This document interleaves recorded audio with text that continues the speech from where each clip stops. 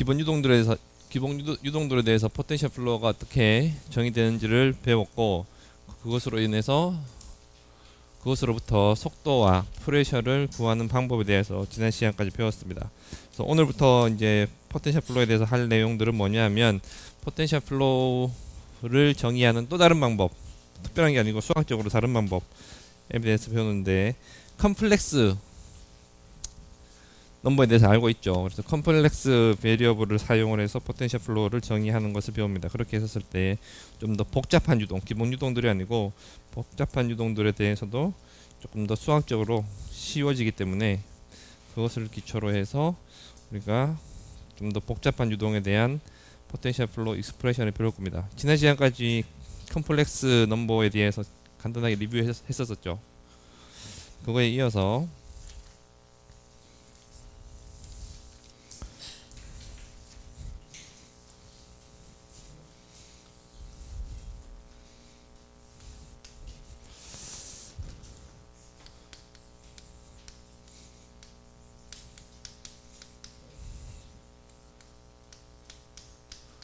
어떤 컴플렉스 펑션 f를 정의를 하는데, 이 z는 컴플렉스 베리어블이고 그거의 실수부를 펑션 p, 그 다음에 허수부를 사이로 이렇게 정리를 하면,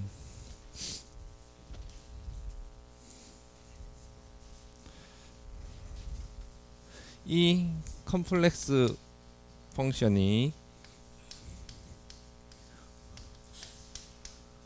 어널리틱해지는 조건이 있습니다. 어떤 펑션이 어널리틱하다, 해석적이다, 이게 무슨 뜻이죠? 그렇죠, 미분 가능하다는 얘기죠. 미분 가능하다가 무슨 뜻이죠? 좀 더 구체적으로 얘기하면 어떨 때 미분이 가능해요? 어떤 조건일 때? 응? 어떤 펑션이 미분 가능하다는 뜻은, 그 펑션이 미분 값이 존재하고 그 값이 어때야 돼요? 연속적이어야 되죠. 그죠? 그때 우리가 어널리틱 펑션이라고 얘기합니다. 그래서 컴플렉스 펑션 f가 어널리틱해지는 조건은 한마디로 얘기하면은 코시 리만 조건입니다. 코시 리만 릴레이션을 만족하면 됩니다.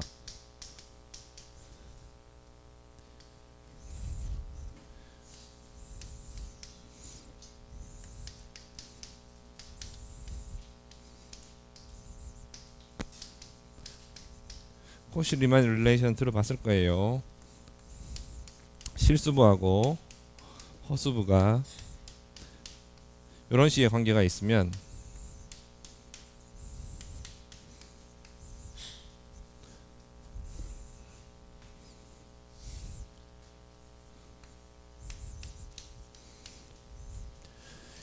이 컴플렉스 펑션은 어널리틱하다 라는 게 증명이 되어 있습니다. 이게 폴라 코디네이트에 대해서는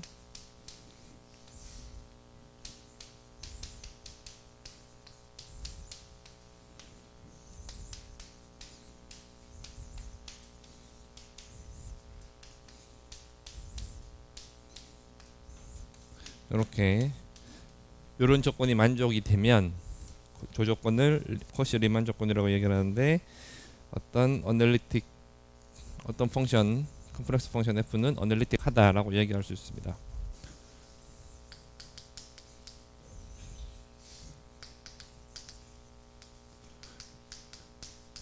또 다르게, 만약에 얘가 어널리틱한 펑션이라고 한다면은, 그때는 이거의 실수부와 허수부 각각은 라플라스 이퀘이션을 자동으로 만족합니다.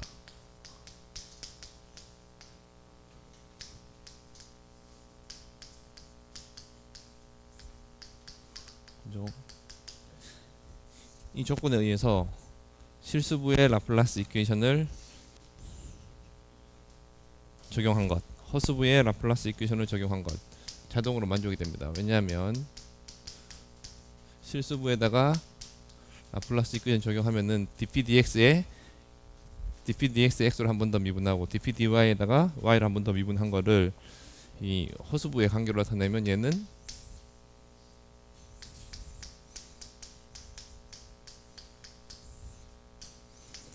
이렇게 되죠. 그래서 아니죠, 잘못 썼죠.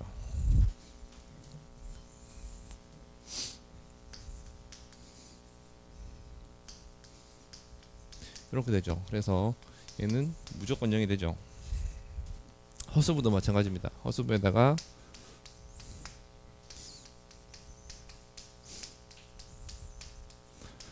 라플라스 이퀘이션을 적용해 보면 호시 리만 조건에 의해서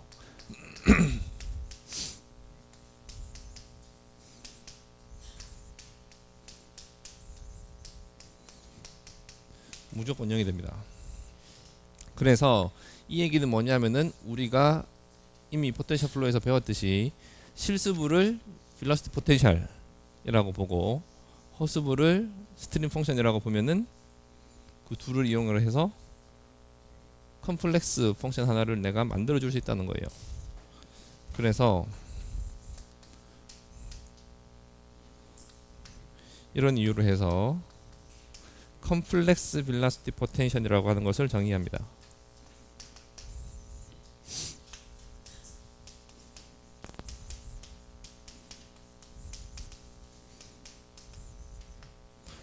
펑션 f는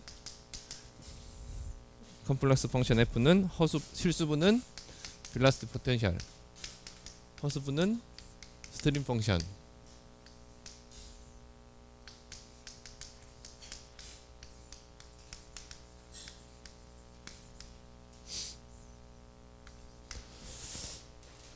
펑션으로 이렇게 정의한 것, 이것을 컴플렉스 velocity potential이라고 한다. 이 정의만 알면 나머지는 우리 앞에 했던 거랑 동일합니다. 거의 다 동일합니다. 그래서 이런 컴플렉스 velocity potential을 갖고 포텐셜 유동을 어떻게 우리가 알아볼 수 있는지 생각을 해보면 앞에 했던 거랑 거의 유사해요. 그래서 어떤 어널리틱 함수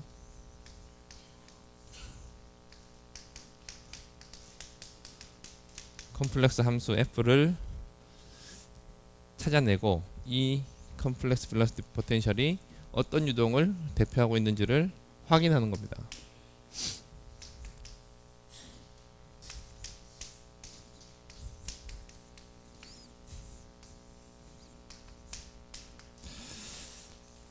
그 다음에 그런 펑션이 하나가 있으면 그럼 거기서 velocity potential은 뭐고 스트림 펑션이 뭐냐 알고 싶으면 그냥 실수부 허수부 분리해주면 된다는 거예요. 그래서 실수부는 velocity potential이 되는 거고 허수부는 스트림 펑션이 되는 거예요. 속도는 어떻게 구하느냐? 뭐 이거 알아내면은 velocity potential 스트림 펑션 알아내면은 우리가 원래 알던 관계에서 알 수 있는 거죠. 그래서 u는 dp dx 내지는 d 사이 dy. 잘 알고 있겠죠.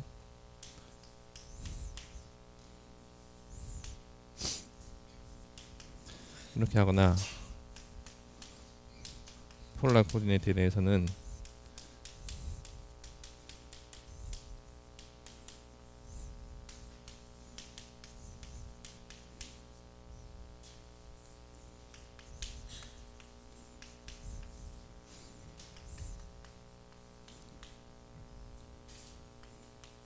이렇게 알아내면 된다는 거예요. 그런데 저렇게 하지 않고 저렇게 할 바에는 그냥 velocity potential을 따로 구하고 스트림 펑션을 따로 구하는 게 더 편할 수도 있습니다. 하지만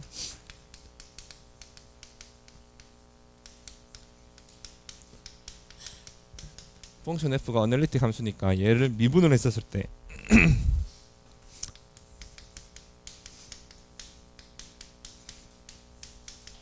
얻어지는 미분 결과가 곧 속도도 됩니다. 이렇게 나옵니다.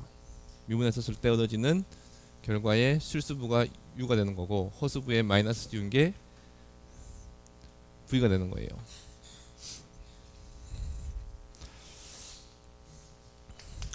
폴라 코디네이트에 대해서는 얘는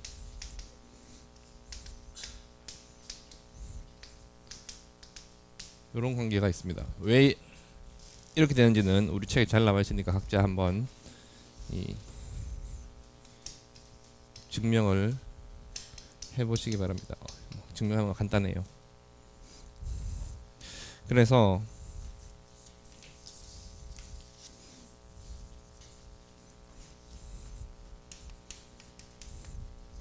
어떤 펑션, 컴플렉스 펑션 G제곱이 있다. 중에 컴플렉스 벨로시티 포텐셜이다 라고 주어져 있으면 속도 어떻게 구하느냐, 이렇게 그냥 미분하면 된다는 거예요. 미분하면 EG가 되는 거죠. EG는 결국 EX 플러스 이렇게 되니까 속도 성분 U는 EX고 속도 성분 V는 마이너스 EY가 된다는 겁니다. 속도 가는 게 훨씬 간단해졌죠. 그래서 간단한 유동 같으면은 그냥 기존에 우리가 알고 있던 식으로 속도 스트림 펑션 구하면 되는데, 점점 플로우가 복잡해지면 컴플렉스 벨로시티 포텐셜 쓰는 것이 훨씬 더 편합니다. 질문 있어요?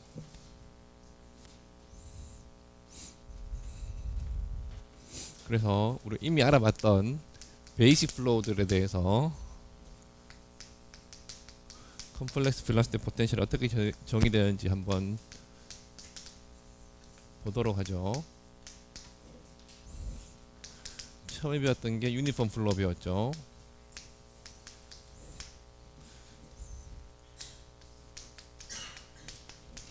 유니폼 플로우는 컴플렉스 벨로시티 포텐셜로는 이렇게 정의됩니다. 이거 미분하면 그냥 U죠. U 인피니티죠. U 인피니티는 상수값이고, 이것으로부터 속도 U는 U 인피니티, 속도 성분 V는 0이라는 걸 알 수 있죠. 그래서 이거는 X축 방향으로 패러럴하게 흘러가는 유니폼 플로우다 라는 걸 알 수 있고, 만약에 컴플렉스 벨로시티 포텐셜이 이런 식으로 주어져 있다. U 인피니티, V 인피니티 등 각각 상수고, 그랬을 때 얘는 뭐를 나타내느냐 미분 한번 해보면 이렇게 되죠. 그래서 속도 성분 U는 U 인피니티, V는 V 인피니티가 돼서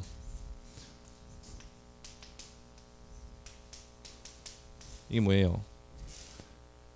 X축도 아니고 Y축도 아니고 비스듬히 사선으로 유니폼하게 흘러가는 유동이 되는 거예요. 그죠?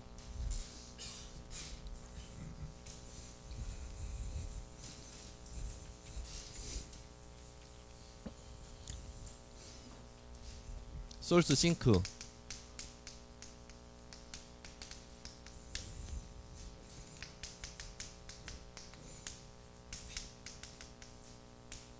에 대해서는 컴플렉스 벨로시티 포텐셜이 이렇게 주어집니다. 그래서 Q가 뭐라고 했죠? 응? 여기서 Q가 뭘 것 같아요? 응? 소스 스트렝스라 했죠. 여기서도 컴플렉스 벨로시티 포텐셜에서도 마찬가지입니다. 스트렝스로 얘기하는 거죠. 얘를 폴라 코디네이트에 대해서 한번 다시 한번 적어보게 되면 G는 RE에 I 데타니까 실수부 허수부를 분리해 보면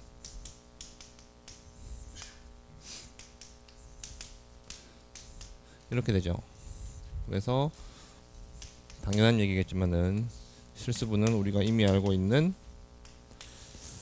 벨로시티 포텐셜이 나오고, 허수부는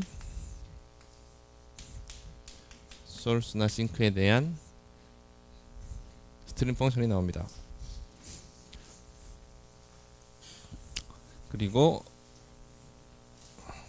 속도 성분을 구하기 위해서 그냥 펑션 F를 미분하면 됩니다. 미분하면 이렇게 되죠. 얘를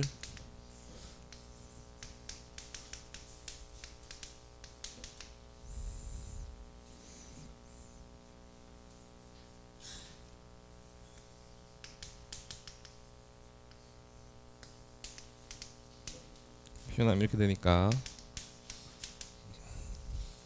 VR은 2파이 R분의 Q, V 데타는 0이 되는 거죠.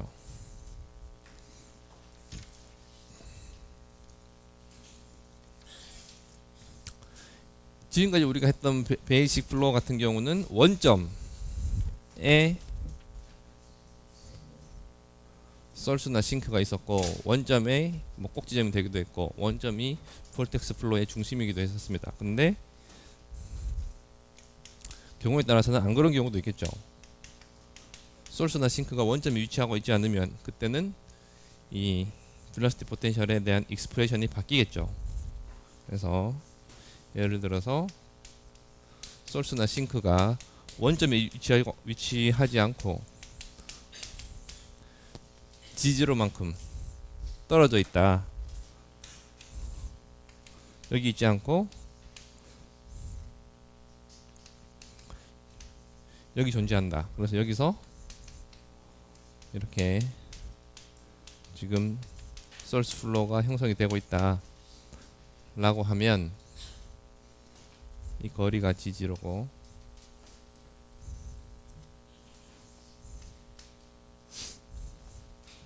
이때 컴플렉스 벨로시티 포텐셜은 결국은 이거 좌표 이동한 거니까 좌표 이동과 마찬가지로 G 대신에 G0를 넣어주면 됩니다.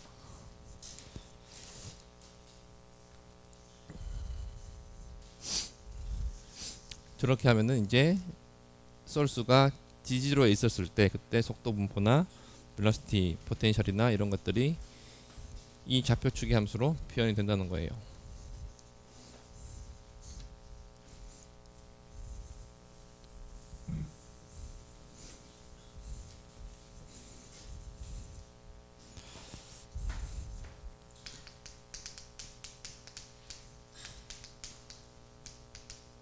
이로테이셔널 볼텍스, 얘도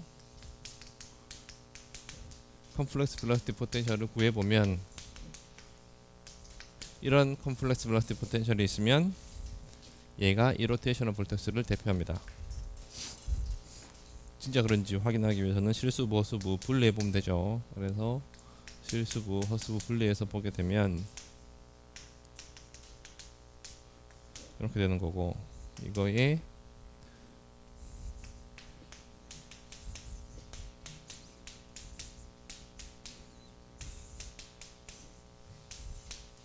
실수부, 허수부는 얘가 벨로시티 포텐셜, 얘가 스트림 펑션 되는 거예요. 그죠?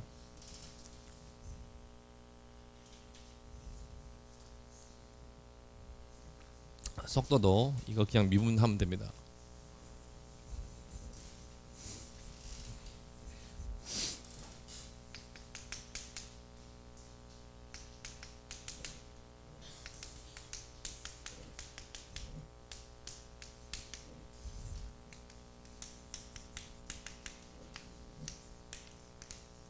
이렇게 되니까 실수부는 없고 허수부만 있으니까 VR은 0이고 Vθ는 감마 오버 2πr 이렇게 되는 거죠. 얘도 마찬가지. 볼텍스 플로우가 볼텍스의 중심이 원점에 있지 않고요, 임의의 지점에 있다. 그러면은 컴플렉스 벨로시티 포텐셜을 좌표 이동해 주면 됩니다.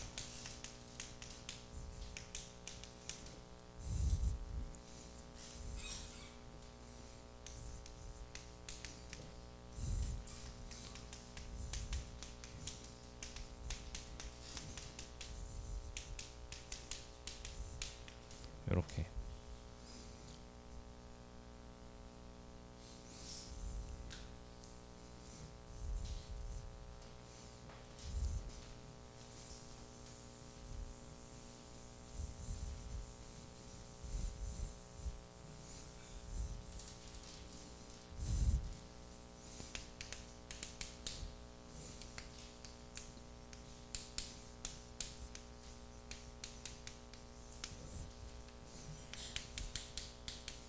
코너 웨지 플로우도 그거에 대한 벨로시티 포텐셜, 컴플렉스 벨로시티 포텐셜은 이렇게 정의가 됩니다.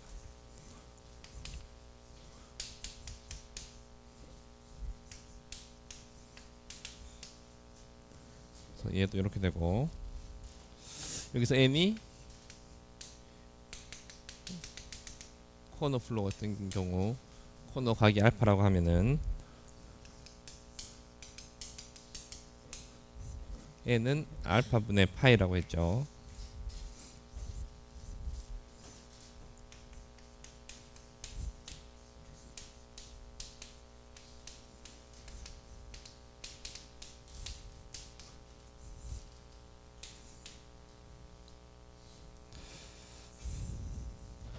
그래서 코너나 웨지 플로우도 우리가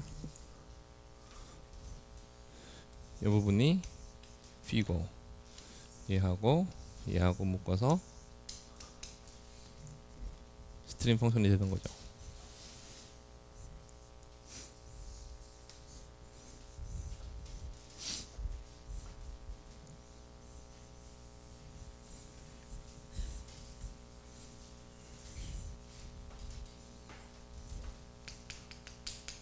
이걸 미분하면은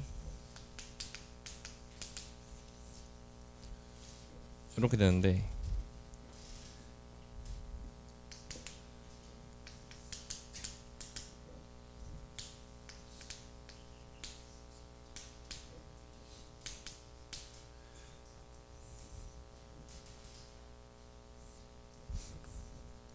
걔를 달리 쓰면은 R하고 데타에 대해서 쓰면은 이렇게 쓸 수 있습니다. 그래서 이거의 실수 보수부를 각각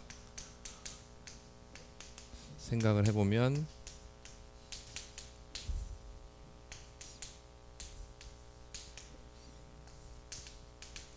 이런 익스프레션이 되죠. 그래서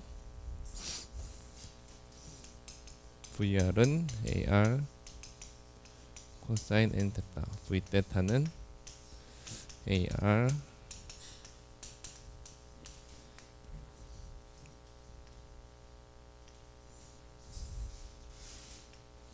이렇게 되겠죠.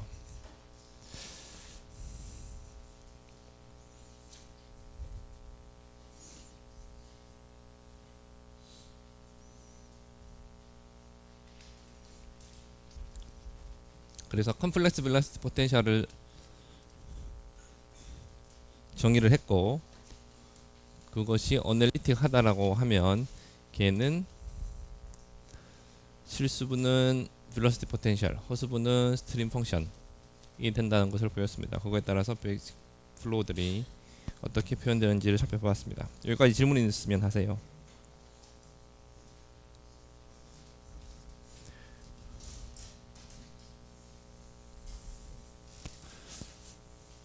그럼 이제 배웠으니까 써먹어야 되겠죠.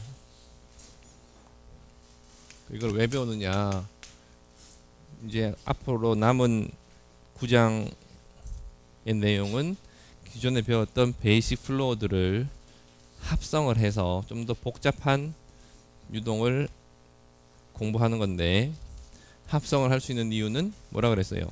이게 지회 방정식이 리니어 방정식이기 때문에, 리니어 호모지니어스 이퀘이션이니까 라플라스 이퀘이션이 하나의 솔루션 또 하나의 솔루션이 있으면 그 두 솔루션을 슈퍼포지션 하면은 제3의 솔루션이 된다고 그랬죠. 그래서 그런 슈퍼포지션을 이용해서 베이직 플로우들을 이렇게 계속 합성하다 보면은 복잡한 유동이 설명될 수 있다는 거예요.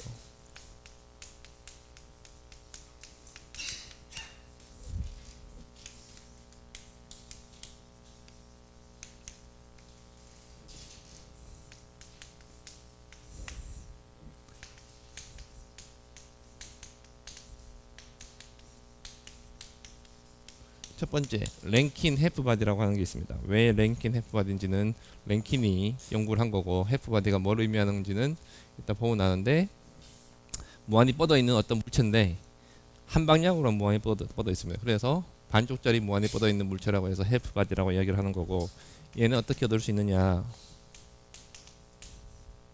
유니폼 플로우하고 소스 플로우하고 합성을 하면 이 해프바디가 나옵니다.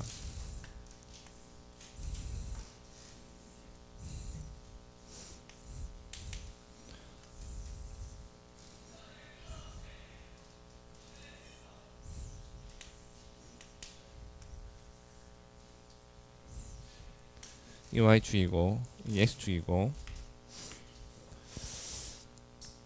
이렇게 원점에다가 소스를 넣고 그 다음에 왼쪽에서 오른쪽으로 유니폼 플로우가, 내가 이렇게 표현하면은 여기는 아무것도 없고 왼쪽에서 오른쪽에 바람이 불어오기 시작한다라고 생각하는데, 이게 아니고 지금 왼쪽에서 오른쪽으로 완전히 그냥 플로우가 있는 거예요, 전체 영역에 대해서. 그 다음 여기 소스 플로우가 있으면 소스에서 이렇게 유동이 나오겠죠. 이 두 가지가 합성이 된다, 중첩이 된다. 그러면 결과적으로 어떤 유동이 될지 한번 상상해 보세요.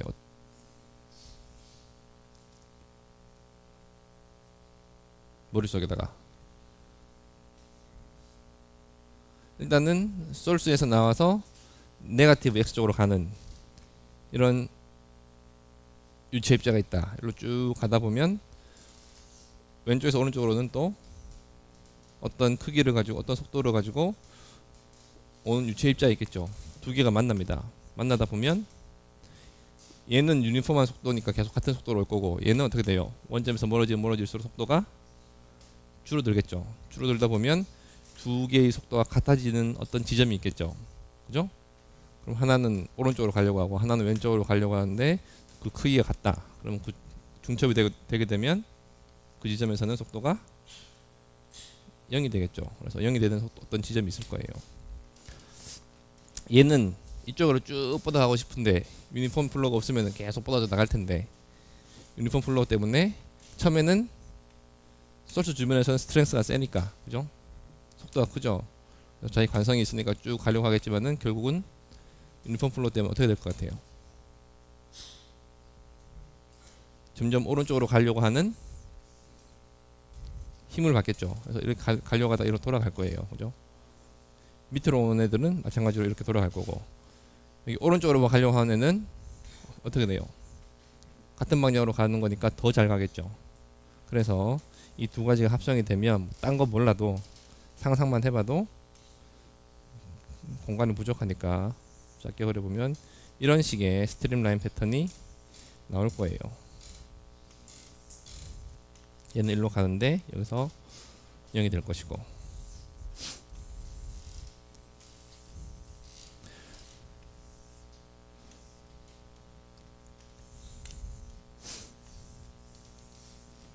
아래 위 대칭되게 그려야 됩니다. 공간이 부족해서 잘 못 그리겠는데 이렇게 돼야 될 거예요. 아마 이런 유동 패턴이 생겨나지 않을까 상상할 수 있겠죠. 그리고 유니폼 플로우는 여기서 오다가 이게 일일이 다 하나의 스트림 라인들이니까 스트림 라인 교차하면 안 되니까 이런 식으로 유동장이 형성이 될 거예요. 여기 이렇게. 그래서 이 유동장을 한번 분석을 해보면 과연 저렇게 되나.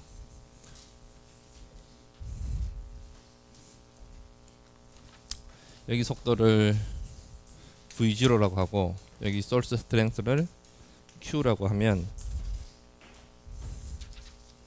좀 전에 배웠듯이 컴플렉스 velocity 포텐셜을 써서 X축 방향을 따라서 유니폼한 플로우는 V0G가 되고 2파이분의 Q ln의 R 이렇게 나옵니다. 그죠?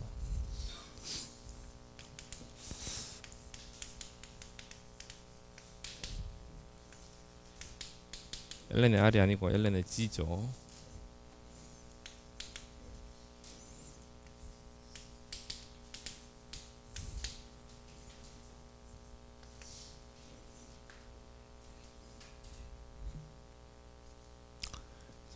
로그 G는 로그 R 더하기 I 데타로 우리가 쓸 수 있으니까 이렇게 쓰고, 이거를 실수부, 허수부 묶어주게 되면 지금 XY하고 R 데타하고 같이 쓰고 있는데 같이 안 써도 되고 같이 써도 됩니다. 그래서 R만 XY로 다시 한번 표현을 해보면 R은 x제곱 더하기 y제곱에 루트 씌운 거니까 이렇게 되고,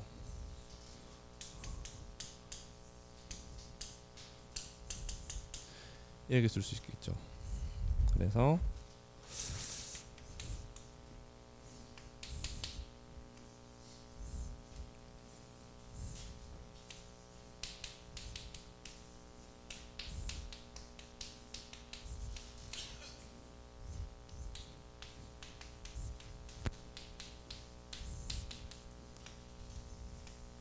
실수부 허수부 분리하면은 이렇게 나옵니다. 그래서 저거가 곧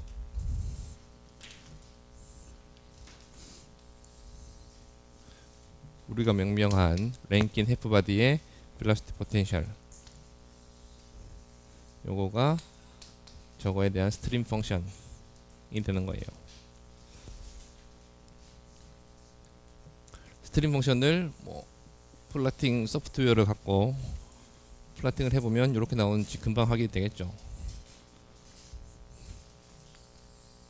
수업 시간에는 없으니까 속도를 한번 구해보도록 하죠. 속도는 컴플렉스 벨로시티 포텐셜을 미분해도 되고, 지금 이미 벨로시티 포텐셜을 구해놨으니까 단순하게 x에 대해서 미분을 하게 되면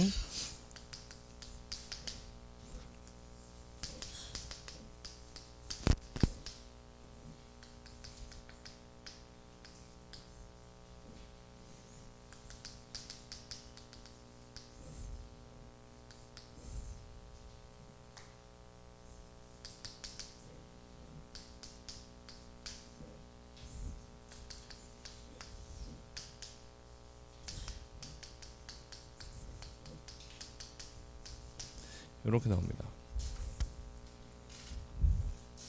속도 성분 V는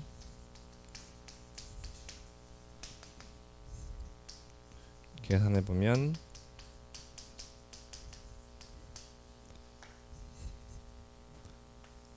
이렇게 나옵니다.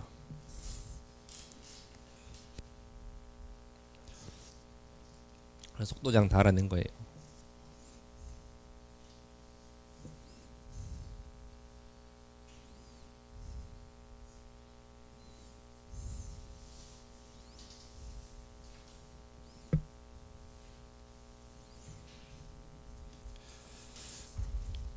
아까 전에 여러분들이 X축의 마이너스 방향을 따라서 보게 되면 여기 속도가 0이 되는 지점이 있다라고 했는데, 과연 있는지 한번 봅시다.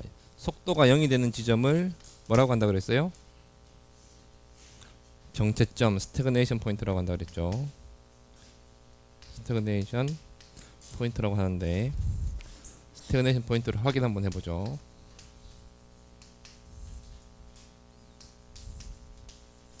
스태그네이션 포인트는 그냥 속도가 0이 되는 좌표 값을 알아내면 되는 거예요. 그래서 이거는 계산 안 해봐도 y가 0인 지점에서 즉 x축 상에 스태그네이션 포인트가 존재한다는 걸 알 수 있겠죠. 그래서 y 콜 0인 지점에서 즉 x축 상에서 속도가 u 속도가 0이 되는 포인트를 찾아보면 됩니다. 당연히 v도 함께 0이 돼야 되겠죠. 근데 v는 상하 대칭이니까 0이 될 거예요. 찾아보게 되면 여기 얘가 0이 되는 지점은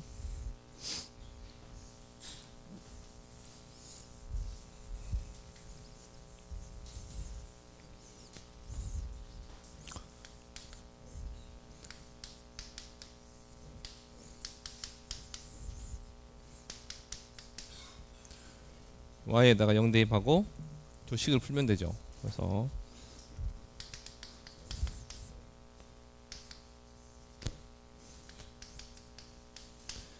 이렇게 된다는 겁니다. 그래서 스태그네이션 포인트의 좌표는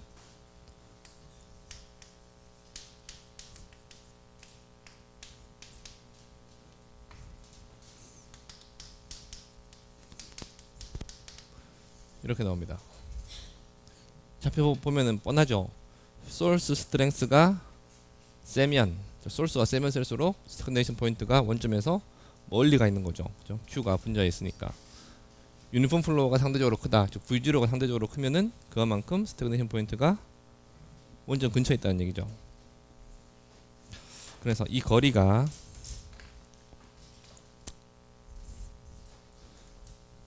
이게 스태그네이션 포인트인데 이 거리가 지금 저기 좌표값으로 주어진 거예요. 마이너스 q 오버 2파이 v0로 주어진 겁니다. 거리는 q가 되는 거고,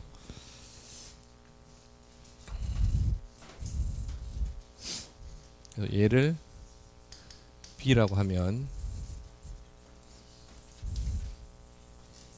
이 거리가 b가 되는 거죠.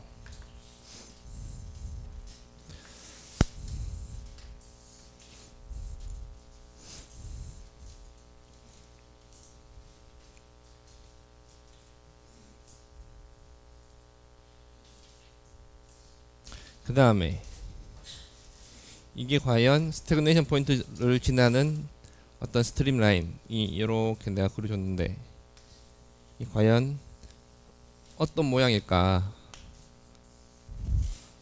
우리가 찾아볼 수 있습니다.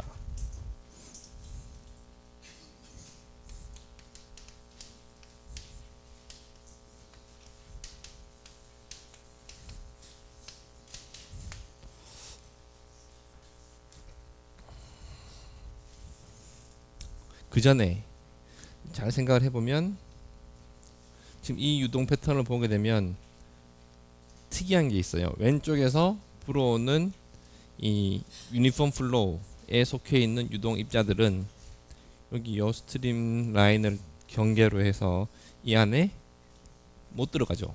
이거의 위쪽이나 아래쪽으로 지나가죠. 소스에서 나온 애들은 어떻게 돼요? 다 지금 여기 요 스트림 라인 안에 물죠. 즉 소스에서 나온 유체 입자들하고 유니폼에 있는 유니폼 플로어에 있는 유체 입자들하고 안 섞인다는 거예요. 그죠? 이걸 경계로 해서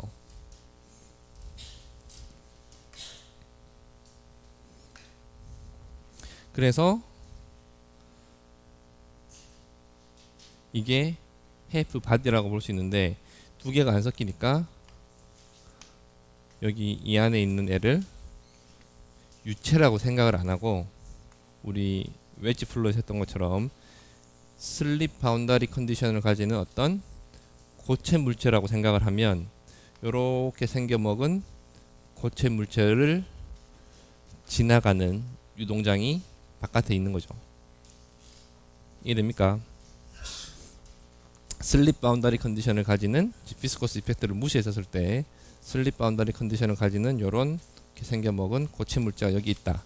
그때의 유동장이나 그때 이 고체 물체 주변의 유동장이나 소스하고 소스하고 유니폼 플로우하고 합성해서 얻어지는 유동장이나 같다라는 거예요.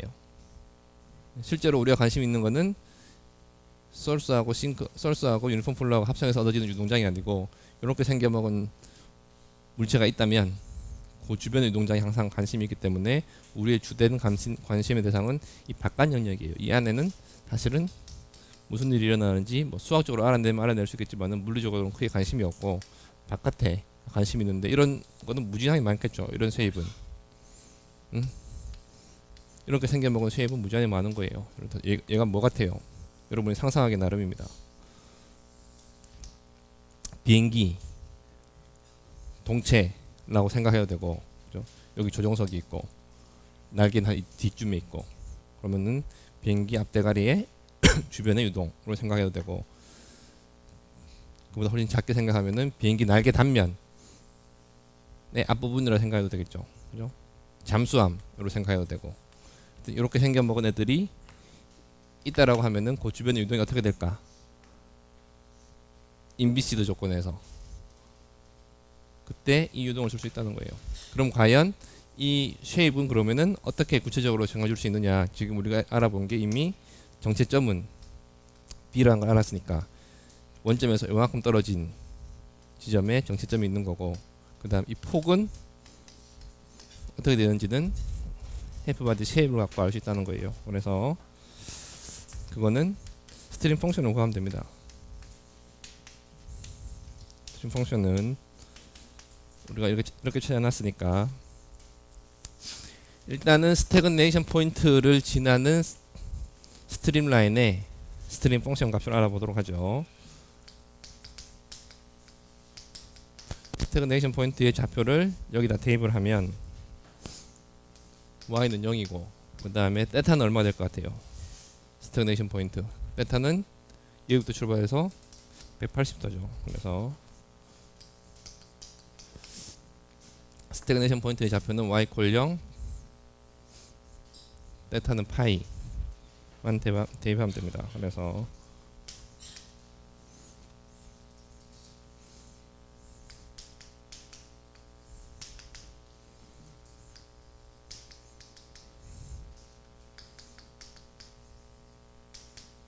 2분의 q로 나옵니다. 스태그네이션 포인트를 지나는 스트림 펑션의 값은 2분의 q예요. 그래서 2분의 q라는 값을 가지는 스트림 펑션이 2분의 q라는 값을 가지는 모든 좌표값들을 다 찍어보게 되면 요 쉐입이 나오겠죠. 그죠? 요 지점을 통과하는 거니까.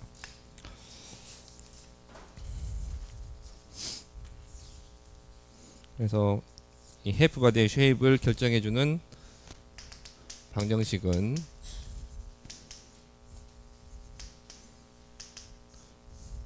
y 대신에 폴라 코디네이트에 대해서 찍어보기 위해서 r sin θ 얘가 y죠. 쓰고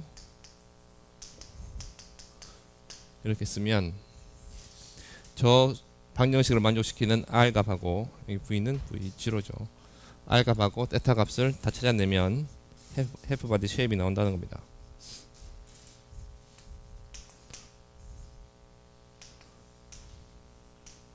폴라 코디네이트에 대해서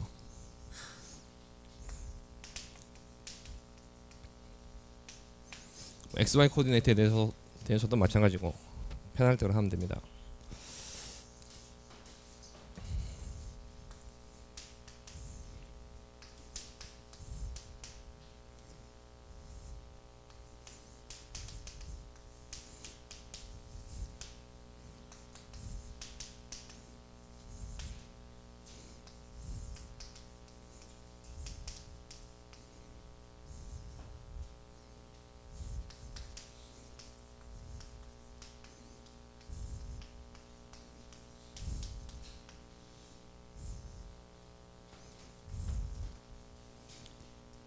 실제로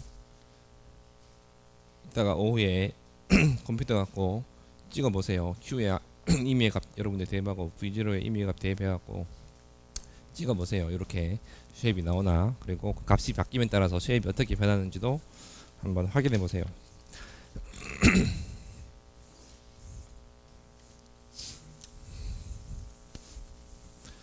스태그네이션 포인트가 원점에서 얼마만큼 떨어져 있는지는 이제 숫자로 이 b라는 값으로 확인했고, 그럼 이 폭이 얼마나 될지, 해프 바디의 두께가 얼마나 될지를 한번 보게 되면 지금 수식 다 구해놨으니까 쉽게 알 수 있죠.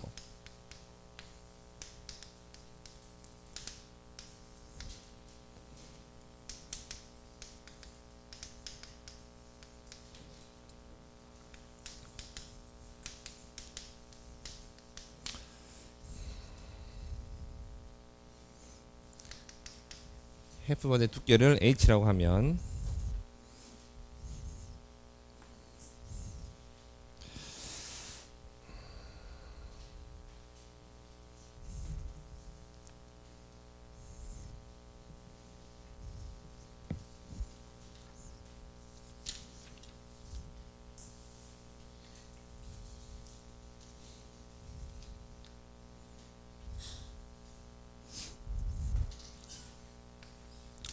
y는 앞서 식에서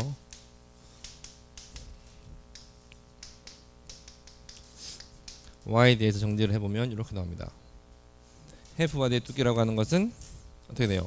저기 한참 하류에 저쪽에 하류 쪽에 이 두께가 해프 바디 두께일 거니까, 지금 여기는 거리가 제약되어 있으니까 이 두께가 여기서 보게 되면 여기 θ가 유한한 것처럼 보이지만은 저기 무한대 쪽의 하류 쪽으로 가게 되면 θ 값이 0이죠.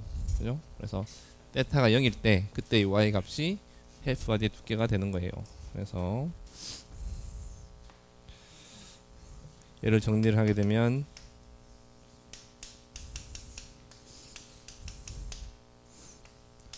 얘가 아까 b라고 했으니까 이렇게 되는데 데이터가 0으로 갈 때 데이터가 0으로 가게 되면은 y는 파이 b가 돼서 얘가 h가 된다는 거예요.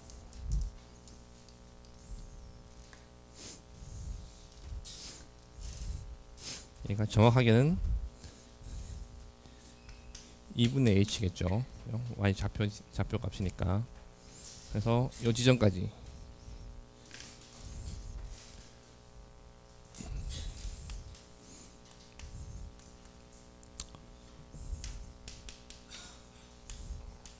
이 거리가 2파이 b가 된다는 겁니다.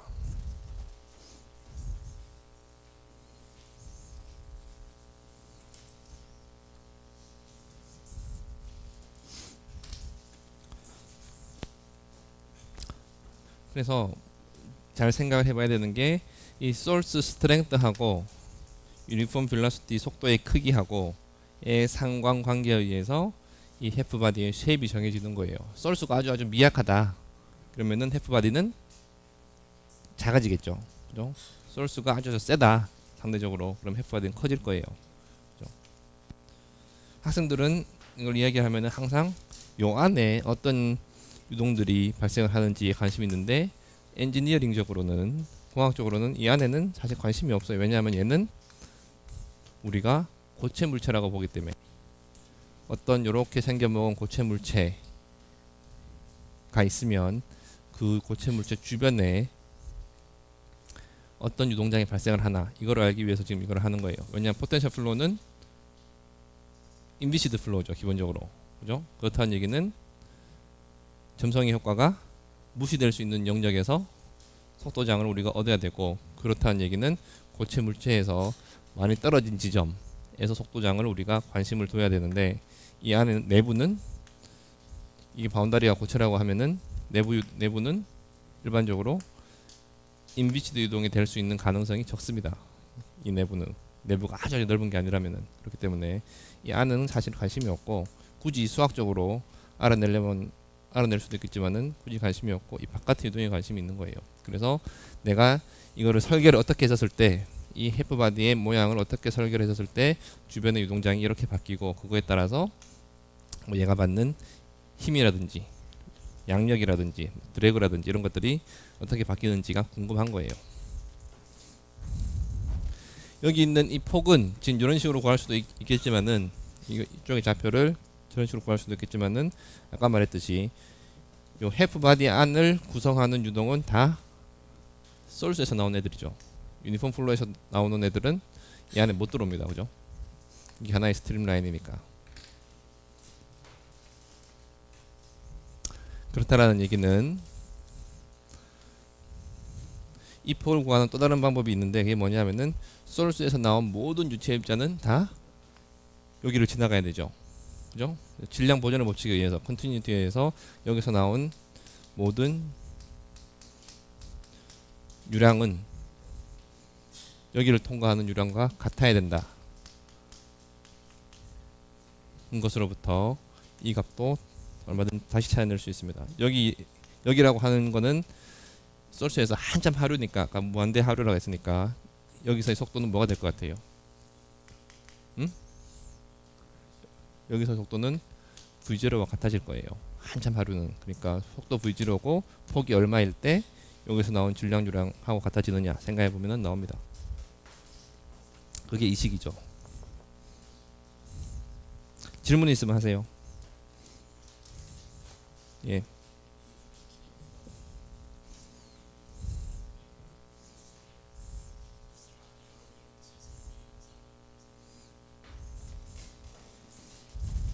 예, 그렇게 해도 됩니다.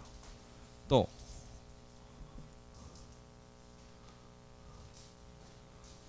그래서 방금 질문 나온 대로 해프 바디 모양 단순하죠. 저 안에다가 소스 하나가 여기 있으면 이렇게 되는데,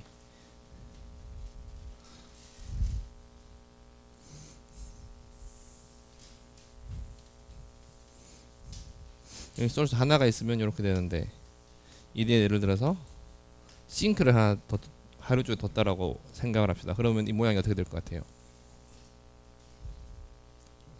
랭킨 해프 바디하고는 다르겠죠. 싱크가 있으면 어떻게 될 것 같아요?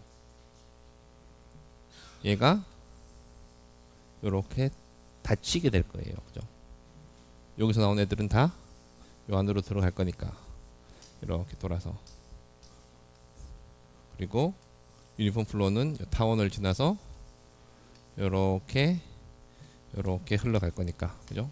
이걸 랭킨 오버리라고 합니다. 우리 연습 문제 아니면은 예제 문제 있을 거예요. 우리 책이 안 나오면, 분명히 나올 텐데 안 나오면 다른 책 보면 나와 있어요. 각자 해보시기 바랍니다. 이게 아니고 여기 소스가 있는데 이 뒤에다가 소스 크기의 절반의 크기로 싱크를 둡니다. 이 싱크 크기의 또 절반의 크기로 또 다른 싱크를 둬요. 계속 무한대로 절반씩 줄여가면서 싱크를 계속 둡니다. 그럼 이 모양이 어떻게 될 것 같아요? 응? 점점 작은 세기의 싱크들을 일렬로 쫙 배열을 하면, 그래서 이 싱크들의 크기가 이 싱크들의 세기의 합이 소스와 같아지게끔 해주면 이 모양이 어떻게 될 것 같아요? 응? 쐐기처럼, 그쵸? 여기 테이퍼링이 되는 거죠. 점점 이렇게 얇아지겠죠. 뒤로 가면 갈수록, 그죠?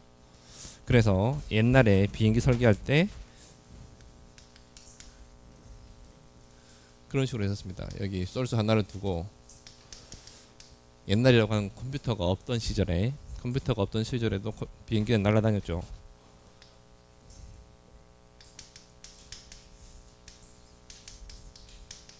이런 식으로 설계해서 다 날아다니는 겁니다. 쭉 하는데 이때 싱크의 크기들을 다 합치면 소스의 크기가 같아지게끔 하게 되면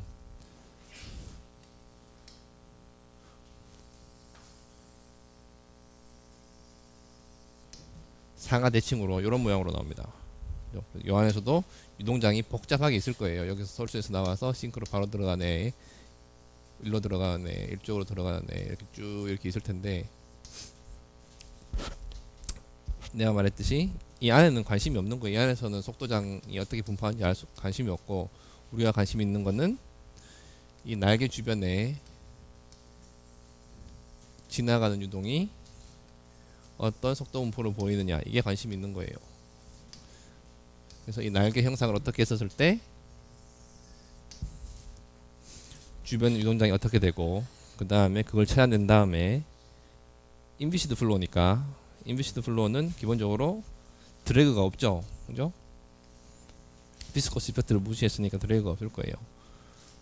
그래서 주변 유동장을 인비시드로 찾아낸 다음에 거기에다가 나중에 11장에서 배우는 바운더리 레이어 이퀘이션의 띠어리를 고체 물체 주변에다가 적용을 하게 되면, 그때는 비스코스 이펙트를 여기다가 더해주는 거니까 항력, 양력 이런 거 계산해 갖고 비행기 날개를 이렇게 설계를 해야 된다는 게 나오죠.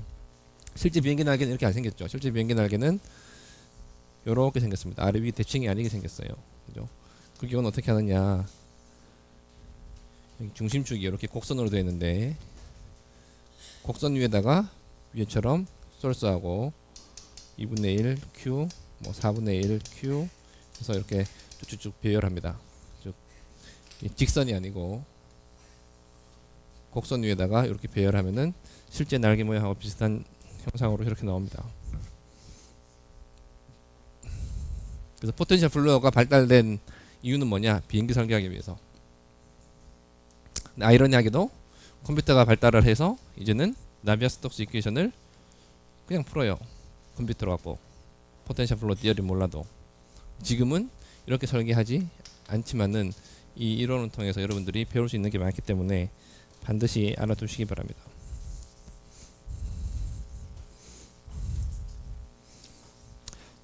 질문 있어요?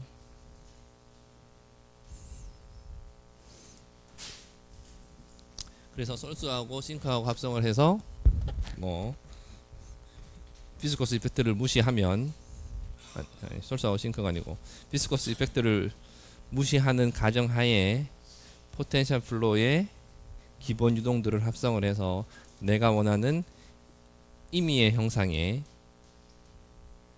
주변 유동들을 알아볼 수 있습니다. 여러분들이 나중에 시간 나면 한번 해보시기 바랍니다. 아마 우리가 2학기 때 프로젝트를 하게 되면, 설계 프로젝트를 하게 되면 이걸로 할 거예요. 올해는 아직 계획이 없는데 만약에 한다면은 포텐셜 플로우 갖고 유동장 파악을 하고 내가 원하는 임의의 형상을 설계를 하는 거를 할 거예요. 질문 없어요? 예.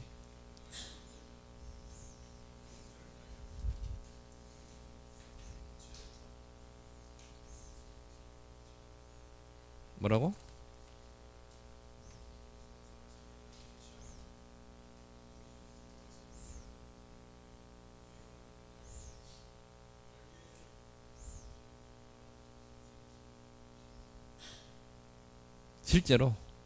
실제는 그렇게 배치할 필요가 없는 거죠. 그렇죠. 내가 고체 물체를 이렇게 잡았다. 그리고 그 고체 물체가 비점성 유동장에 맞게 슬립 컨디션을 가지는 고체 물체라고 가정을 하면 유동장, 그 물체 주변의 유동장은 포텐셜 플로우에서 얻은 거하고 똑같이 나올 거라는 거예요. 또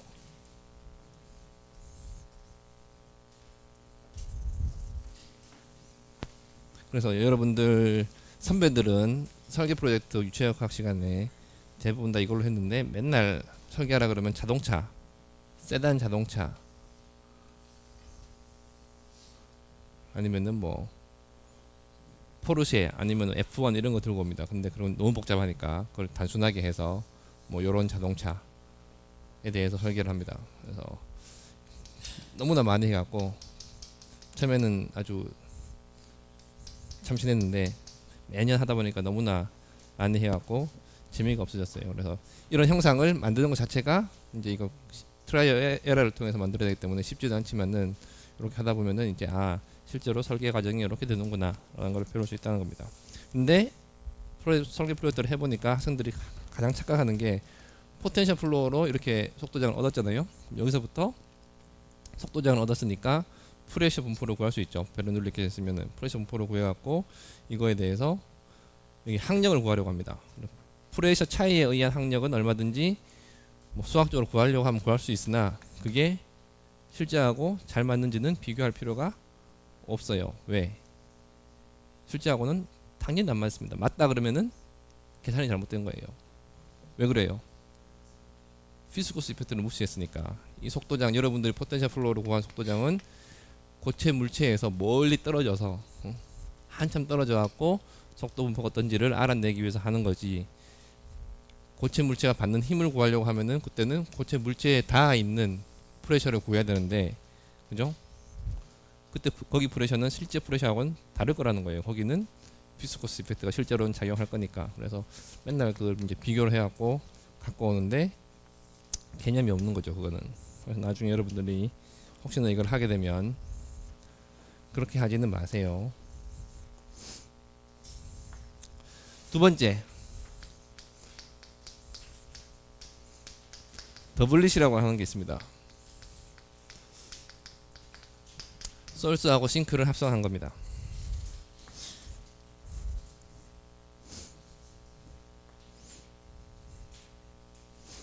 소스하고 싱크를 합성을 하는데, 아까처럼 소스가 여기 있고 싱크가 여기 떨어져 있는 게 아니고 얘가 무한히 가까이 있을 때, 즉 소스하고 싱크가 같은 위치에 있을 때라고 생각하면 됩니다.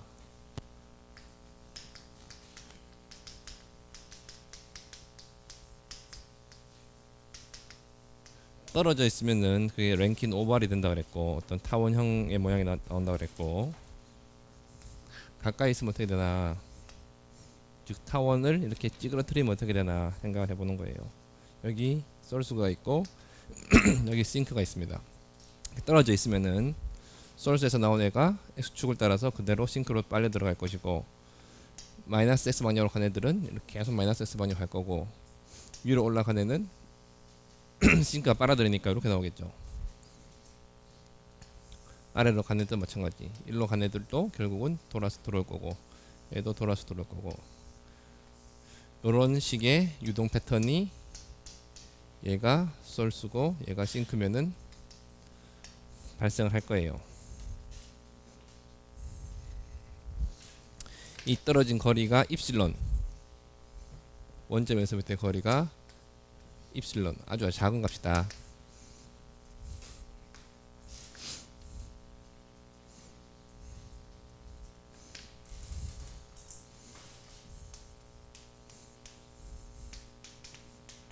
요런 유동 패턴을 보일 텐데 얘를 더 작게 하는 거예요. 입실론을 점점 더 작게. 일단은 그 전에 이거에 대한 컴플렉스 velocity 포텐셜을 구해보게 되면 원점에 있지 않고 쏠수가 입실론만큼 x축으로 마이너스 x 방향으로 옮겨갔으니까 익스프레션은 이렇게 되겠죠. 싱크는 여기 마이너스 q가 되는 거고, 이렇게 되는 겁니다. 여기서 q는 마이너스 q라고 싱크를 줬으니까 q 자체는 양수로 생각해야 됩니다. 그죠? 이게 쏠수와 싱크가 입실론만큼, 원점에서 입실론만큼 떨어져 있는 유동에 대한 컴플렉스 velocity 포텐셜이 되는 겁니다. 저걸 갖고 이제 분석을 하면 유동장이 나오죠. 우리는 이게 궁금한 게 아니고 입실론이 0으로 수렴할 때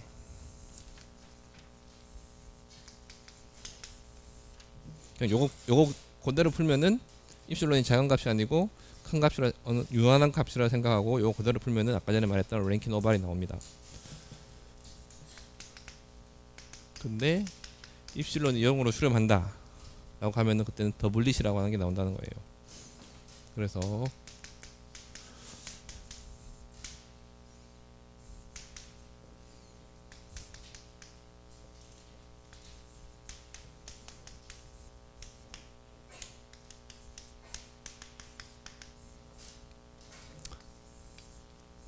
리밋을 취해 보게 되면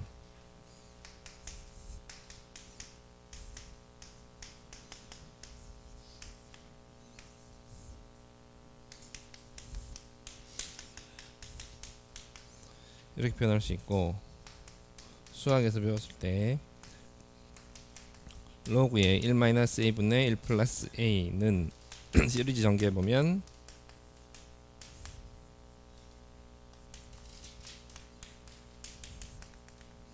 이렇게 나옵니다. a가 마이너스 1부터 1 사이일 때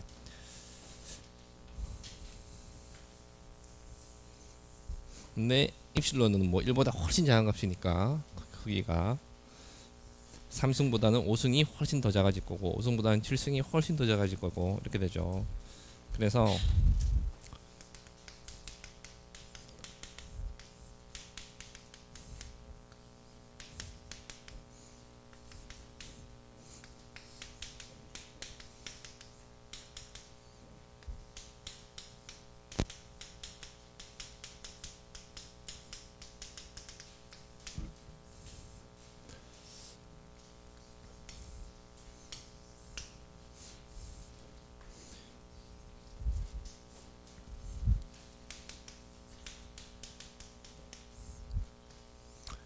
q 2파이분의 q 곱하기 2를 갈로 안으로 집어넣고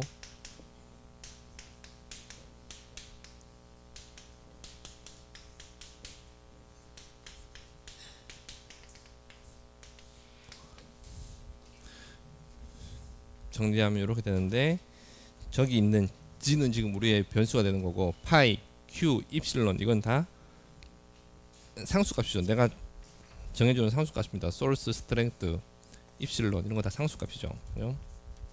그래서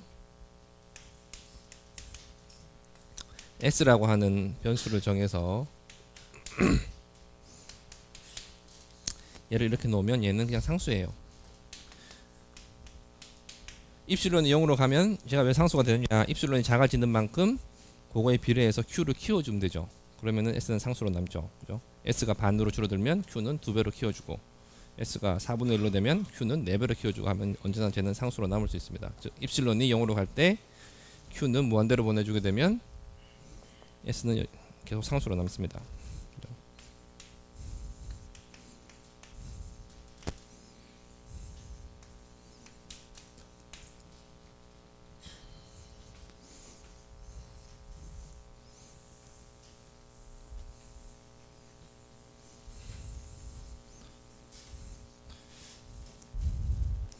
그래서 저기 있는 F 펑션 F는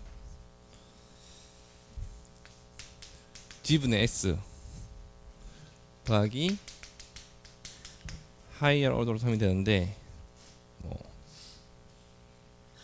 입술론의 3승, 입술론의 5승이 포함됐으니까 얘들은 첫 번째 항에 비해서 훨씬 더 작습니다. 그래서 얘는 그냥 무시하는 거예요. 그래서 이것이 바로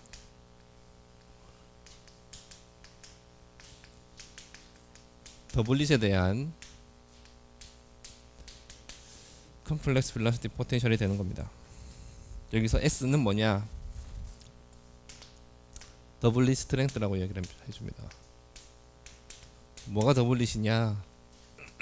아까 전에 그 패턴을 생각을 하는데 여러분들이 Q하고 플러스 Q하고 마이너스 Q하고 가까이 붙인다. 그랬을 때 그 패턴이 어떻게 될지 머릿속으로 생각해보면 그게 더블릿이에요.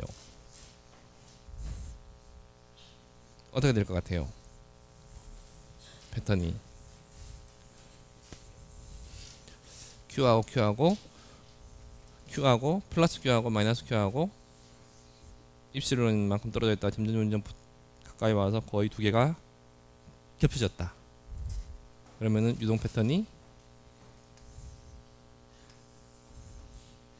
요렇게 나올 겁니다.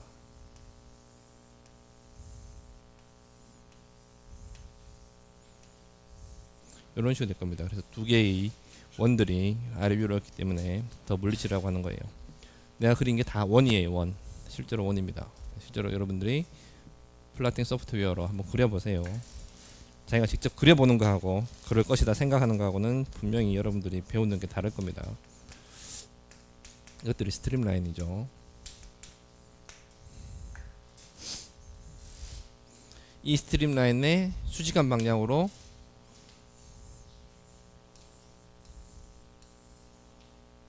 선들을 그어주게 되면 이게 벨로시티 포텐셜이 일정한 라인들이 나오는 거죠. 그것도 한번 다 확인해 보세요.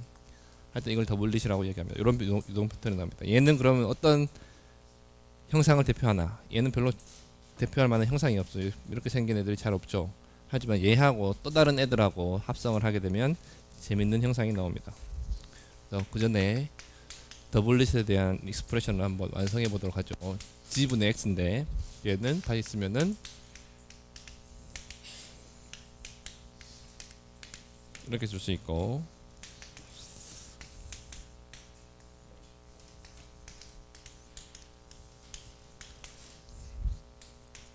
그래서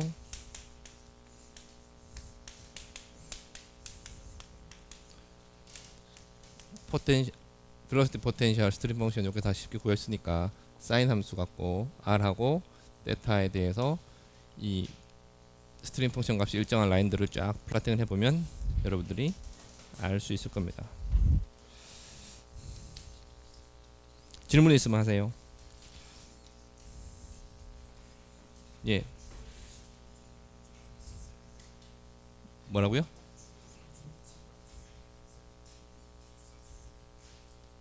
그렇죠. 근데 이 경우는 여기서 일로 왔고 이쪽에서 와갖고 둘 다 지금 원점에 있는 경우가 되는 거죠. 십실은 0으로 갔으니까.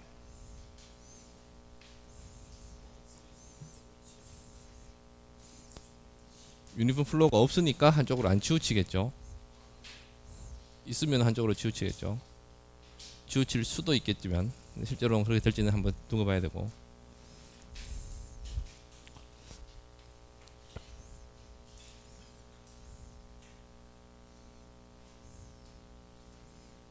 예.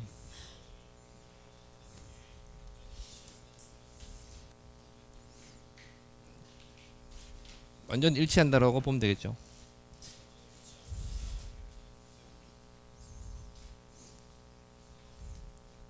그쵸. 그거는 그냥 안 나오고 안에서만 다 해결될 것 같은데 그렇지 않다라고 하는 거를 지금 배운 거예요.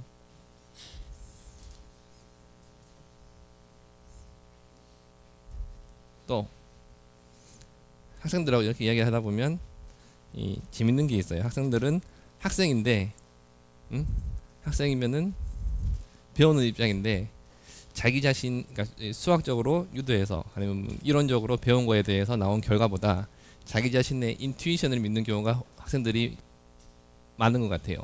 그죠? 여러분들이 그 분야 전문가다 그러면은 뭐 안 해보고 이건 이렇게 된다라고 물리적 직관을 키워서 생각해도 될 수 있겠으나, 여러분들 입장에서는 내가 수학적으로 유도해봤는데 하여튼 내가 유도한 결과에 오류가 없다는, 검사까지 해서 오류가 없다는 확신이 들면 그 결과를 믿어야지 여러분들의 인투이션을 믿지 마세요. 여러분들 아직 배우는 입장이기 때문에 인투이션이 발달이 덜 됐기 때문에 여러분들의 물리적 직관은 내 경험상 보면 대부분 다 틀렸습니다. 근데 항상 학생들 보게 되면 그냥 막연히 생각해서 이럴 것 같아요. 근데 결과는 그렇게 안 나왔습니다. 그럼 결과는 버리고 자기 자신의 그 잘못된 생각을 갖고 가는 그런 경향들이 있는데, 그러면은 나중에 고생합니다. 또 예.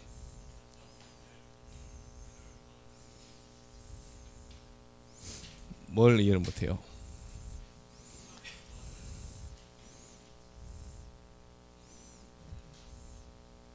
그래야지 S가 컨스탄트가 되니까. Q는 내가 정해주는 값이죠. 내 마음대로 정하면 되는 거죠. 그죠?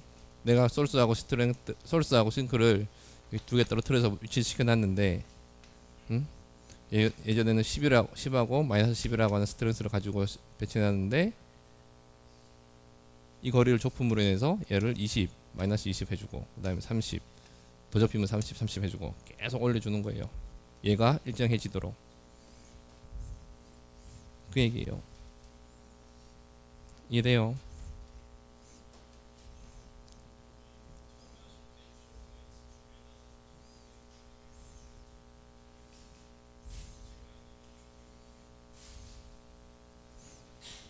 소스하고 스트렝스가 여기다 이렇게 배치를 했다. 그럴 수 있겠죠.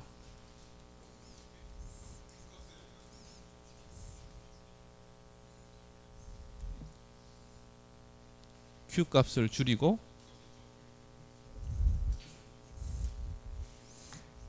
어떻게 될 것 같아요? 응? 그럼 그 경우는 지금 하는 경우와 뭐가 다를 것 같아요? 충분히 생각할 수 있는 건데. 그럼 뭐가 바뀌어요? 이 컨스턴트 값이 바뀌는 거죠. 그죠? 그러니까 Q는 고정되어 있고 입술론이 작아지면 얘는 S 값이 작아지는 거죠. 소스 스트렝스가 더블리 스트렝스가 작아지는 거예요. 경우가 되는 거예요. 그러면은 지금 콘스탄트로 했으면 요 정도 크기의 더블릿이 나왔다. 응? 여기는 예를 들어서 속도가 예를 들어서 뭐 10m/s였다. 이 지점에서는 작아졌으니까 똑같은 지점에 패턴은 똑같이 나올 거예요. 근데 요 지점의 속도를 계산해 보면 10m/s는 아니고 1m/s 정도 나오겠죠.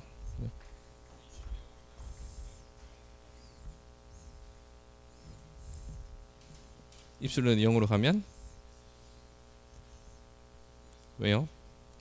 0으로 보내주고 싶으면 0으로 보내주면 되는데 그럴 필요가 뭐, 그러면 더블리 공부 안 하겠다는 거잖아. 더블리 안 만들겠다는 거잖아. 그죠? 그래서 수학적으로만 생각하지 말고 여러분들은 공학을 공부하는 거니까 공학적으로 생각을 하세요. 또